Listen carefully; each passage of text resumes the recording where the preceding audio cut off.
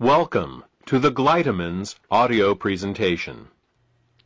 In the next 20 minutes, you will learn what gallstones are, what kinds of problems they can cause, and what you can do to get rid of them. Gallstones are nothing more than coagulated bile. Bile is the green alkaline liquid produced by the liver, which, among other things, helps us digest our food. The liver produces about a liter of bile a day and stores it in a muscular sac called the gallbladder. The gallbladder then squirts this bile down a tube called the common bile duct into the small intestines to mix with the food that comes from the stomach. Well, that's what's supposed to happen. Unfortunately, with nutritional deficiencies and exposure to certain toxins, bile can thicken and form what is known as biliary sludge. When this biliary sludge forms, it makes it very hard for the gallbladder to get the bile into the small intestines. It's like trying to squeeze glue through a straw. It is out of this biliary sludge that gallstones are formed. Gallstones and biliary sludge disrupt the normal flow of bile, causing 3 different types of problems. The first set of problems is related to not getting enough bile into the intestines. The second set of problems occurs when toxins, unable to leave the body through the bile, back up and accumulate in the liver and the bloodstream. The third set of problems occurs when the bile, unable to get into the intestines, backwashes into the pancreas and liver. Let's start with the first set of problems and consider what happens when the bile becomes too thick or full of stones to reach the intestines in required amounts. The first thing that bile does in the small intestine is to neutralize the acidity of the food coming out of the stomach. In order to disinfect and digest the food that we eat, the stomach secretes hydrochloric acid. Did you ever wonder why the stomach doesn't digest itself? It's because the stomach has a special mucus layer that protects it from this hydrochloric acid. But the small and large intestine have no such protection. Instead, they rely on bile. Bile is a very alkaline substance, and when it comes into contact with the acidic food from the stomach, the acids are neutralized.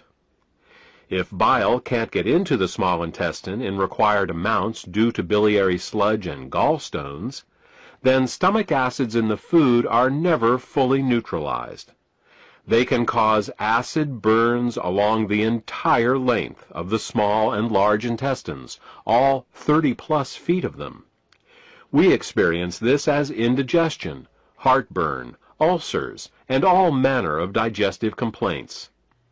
In essence, we are digesting our own intestines. The next thing that bile does in the intestine is to emulsify the fats and oils in the food that we eat. Emulsification is the process by which fats and oils are made water-soluble. To understand emulsification, think of soap. It's next to impossible to rinse grease off a dish with just plain water. But if you put a drop of soap on the dish, the grease washes right off. That's because soap is an emulsifier. It's what allows fats and oils to mix with water. Bile is the body's natural emulsifier, and it is what allows us to digest the fats and oils we eat. Without this emulsification process, essential fats, oils, and all the fat-soluble vitamins we eat become very difficult to absorb. Without adequate bile in the intestines, a person can end up suffering from malnutrition, regardless of the quality and or quantity of the food that they eat. If eating fats and oils gives you indigestion, or if you have difficulty with food absorption, it could be due to biliary sludge or gallstones. The next thing that bile does in the intestines is to stimulate Peristalsis. Peristalsis is the rhythmic, wave-like motion of the intestinal muscles that moves the food through our digestive tract. If you don't get enough bile into your intestines, you're bound to be constipated, no matter how much fiber you eat. Some people have the misfortune of experiencing alternating constipation and diarrhea. This can be a very confusing experience, but the cause can be quite simple. Without sufficient bile, the hydrochloric acid-rich, partially digested food just sits in the intestines with no peristalsis. Thus, a person becomes constipated, but at the same time his or her intestines are being burned. When enough acids build up, and the intestines can't take it anymore, they purge themselves with a bout of diarrhea. Then, with the acids evacuated, the process starts all over again. If you are experiencing problems with constipation, diarrhea, or both, biliary sludge and gallstones could be the thing the bile does as it moves through the intestines is to balance the immune system. When most people think of the immune system, they think of white blood cells floating through the bloodstream. But over 1/2 of the immune system is actually located in the intestines. The job of the immune system in the intestines is much more difficult than that in the bloodstream. Infections only rarely make it into the blood, but every day our intestines are exposed to millions of parasites, bacteria, and fungi. Because the intestinal immune system is continually at war with these microbes, it is much easier for it to become overly aggressive and start to attack our own tissue. What bile does is to regulate the intestinal immune system, helping to prevent it from becoming overly aggressive and causing autoimmune disorders. If you're suffering from a gut-related autoimmune disorder, it may be because of a blockage of bile flow. The last thing that bile does in the intestines is to kill parasites and candida. Tests show that even the healthiest person still has some degree of parasitic and fungal infection. While there are many antiparasitic and antifungal remedies available in the marketplace, most of them are mildly toxic and therefore unsuitable for daily use. If, however, your bile flow is healthy, then you have a built-in defense against parasites and candida. Well, that about covers what bile does to maintain the health of the intestines, and what happens when bile can't get into the intestines in proper amounts due to the presence of biliary sludge and gallstones. Now, let's turn our attention to what happens when biliary sludge and gallstones cause toxins to back up into the bloodstream. Just as the kidneys remove water-soluble toxins from our bodies, the liver removes fat-soluble toxins from our bodies by putting them into the bile. If the bile gets clogged up due to biliary sludge and/or gallstones, then the fat-soluble toxins can't get out, and they start to build up in the body. One of the first signs that bile is backing up is an increase in cholesterol. This happens because the only way cholesterol can leave the body is through the bile. Impaired bile excretion causes cholesterol levels to rise. It's that simple. In addition to the levels of cholesterol rising, bilirubin levels can also begin to rise. If they get to be bad enough, you can see the whites of a person's eyes, and sometimes their skin, take on a yellow tint. The technical term for this is jaundice. While an increase in cholesterol and bilirubin levels in the body is easy to recognize, the accumulation of other toxins is not. Literally thousands of toxins and chemicals are processed by the liver for removal through the bile each day. When gallstones and biliary sludge prevent these toxins from leaving the body, they begin to accumulate in the bloodstream and the tissues causing all sorts of problems. Dissolving gallstones in biliary sludge is an often overlooked but vitally important part of any detoxification program. The last problem we will discuss, that is caused by bile backing up into the bloodstream, has to do with immune function. As we said earlier, bile plays an important role in the immune system of the intestines by keeping it from becoming overly aggressive. Unfortunately, what's good for the immune system of the intestines is terrible for the rest of the body. Studies have shown that when bile acids are present in the bloodstream, they inhibit chemotaxis and phagocytosis. These are fancy words for how well white blood cells can locate, move towards, and swallow infectious microbes. Thus, what starts out as a beneficial immunoregulative action in the intestines becomes an immunosuppressive action in the bloodstream and the tissues. These are all effects of bile backing up in the bloodstream. The final set of problems we will discuss is how biliary sludge and gallstones can affect the neighboring organs. In addition to bile acids backing up into the bloodstream, bile can also back up into the pancreas and liver, where it can cause alkaline burns. This is because the liver, pancreas, and gallbladder all share the same basic plumbing, the common bile duct. There are valves that keep the bile from backing up into the liver and pancreas. If a small stone finds its way into one of these valves, the valve can get stuck in the open position. If this happens, then every time the gallbladder contracts to squeeze the bile into the small intestines, it can also squeeze the bile into the pancreas and the liver, causing caustic alkali burns and irritation. You see, very alkaline substances can burn us just as easily as very acidic ones. And with a pH of 9.5, bile is very alkaline. Mild alkali burns for a short time in these organs may only result in local irritation, but over a long period of time, these alkali burns can cause diabetes, hepatitis, and cancer.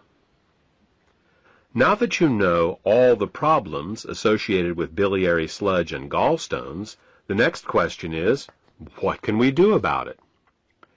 Well, if the stones are large enough, your doctor may recommend surgical removal of the gallbladder. While taking out the gallbladder will rid a person of any stones that have formed in that gallbladder, it does nothing for the gallstones that are in other locations, nor can it do anything about the cause of the gallstones. In fact, even with the gallbladder surgically removed, gallstones can, and often will, continue to form in the liver and in the hepatic ducts, because the underlying cause of the thickening of the bile and the formation of the gallstones has not been addressed. This is why some people who get their gallbladders removed find that their symptoms come back again as new gallstones form in other locations. Moreover, the gallbladder is not a useless organ. Its job is to store bile, and only release it when food is present. Without a gallbladder, bile leaks continually into the small intestines in little drips, rather than in sufficient amounts when you need it. Think of it this way. Imagine if one day you came home and found that your plumber removed all the faucets in your house. In their place, he just left the pipes, sticking out of the walls, slowly dripping water. Without the faucet's ability to control water flow, not only would you be wasting water when you didn't need it, but you wouldn't be able to get enough when you did. Surgically removing the gallbladder is exactly like removing the faucets from your house. Another option is to do something called a liver gallbladder flush. This typically involves drinking water with Epsom salts for several hours to relax the gallbladder, and then drinking a glass of olive oil mixed with lemon juice. While this flush will often result in hundreds of small green stones going into the toilet the next day, up to 12 of these flushes is usually needed to get all the stones out. And no matter how many flushes you do, 2 weeks after your last flush, you're back to making more biliary sludge and gallstones, because again, the cause of these problems was not addressed. We said at the beginning of this presentation that the causes of biliary sludge and gallstones were nutritional deficiencies and toxicity. Let's talk more about that now. There are 3 ingredients that the body uses to dissolve biliary sludge and gallstones and to keep the bile in liquid form. They are the amino acids glycine and taurine and phosphatidylcholine. As long as these ingredients are available, bile will stay liquid, but the moment they are in short supply, biliary sludge and gallstones will start to form. The problem is that in addition to keeping the bile healthy, these 3 ingredients are also used for detoxification. Glycine and taurine are involved in a detoxification process called peptide conjugation, and phosphatidylcholine is used in a detoxification process called methylation. Now, if we were only exposed to toxins once in a while, it wouldn't be a problem. But in today's world, we are chronically exposed to toxins. As a result, we end up being continually deficient in these 3 ingredients. Take chlorine, for example. As a disinfectant, chlorine is one of the great public health success stories of the 20th century. When it was first used to purify water in the early 1900s, typhoid fever, cholera, and dysentery virtually disappeared from the U.S. But there is a price to pay for using it. Chlorine is very irritating to the body, so it must be detoxified. And the only way chlorine can be detoxified is with glycine and taurine. Since we are exposed to chlorine compounds with every glass of water we drink and every shower we take, it's easy to see how our glycine and taurine levels are lowered every day. Adrenaline and noradrenaline are 2 other examples. These 2 hormones are created every time we experience fear or anger. While they are useful in emergencies, if they stay in the body for more than a short time, they can cause terrible damage. Methylation is the pathway the body uses to get rid of both adrenaline and noradrenaline. One of the main methyl donors for the methylation pathway in the body is phosphatidylcholine. Thus, the more stressed we are, the lower our levels of phosphatidylcholine become. These are just 2 examples of how toxins, both internal and external, can cause us to become chronically deficient in glycine, taurine, and phosphatidylcholine. So, why not just take these 3 ingredients in an oral supplement? Wouldn't that work? Only partially. You see, the body has many uses for these 3 ingredients, and if you take them orally, they will be shared by all the systems of the body. What we need is a way to get these ingredients right to the liver, where the bile is made in the first place. With these facts in mind, we have created Glytamins suppositories. Glytamins suppositories contain glycine, taurine, and phosphatidylcholine to help support the body in both dissolving biliary sludge and gallstones, as well as preventing them from recurring. Also, since glytamins are in suppository form, they are able to deliver the ingredients directly to the liver through the portal vein for greater effect. The glytamins formula also contains the herbs bupleurum, peppermint, and chancca piedra. These herbs are used to further help the liver detoxify and to help relax the gallbladder so that as the bile begins to flow, stones can pass out more easily. In addition, scientific studies have shown that Chancapiedra can both dissolve and prevent uric acid and oxalate crystallizations. Since these are the main ingredients found in kidney stones, glytamins may help support the body in dissolving kidney stones as well.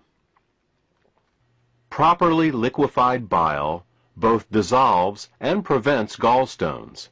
It neutralizes stomach acids before they can burn the small and large intestine, stimulates healthy peristalsis, balances the immune system, protects the liver and pancreas from caustic alkali burns, kills parasites and candida, and allows the removal from your body of toxic fats and cholesterol. For more information about glytamins, or to order this beneficial product, contact the healthcare professional who gave you this CD.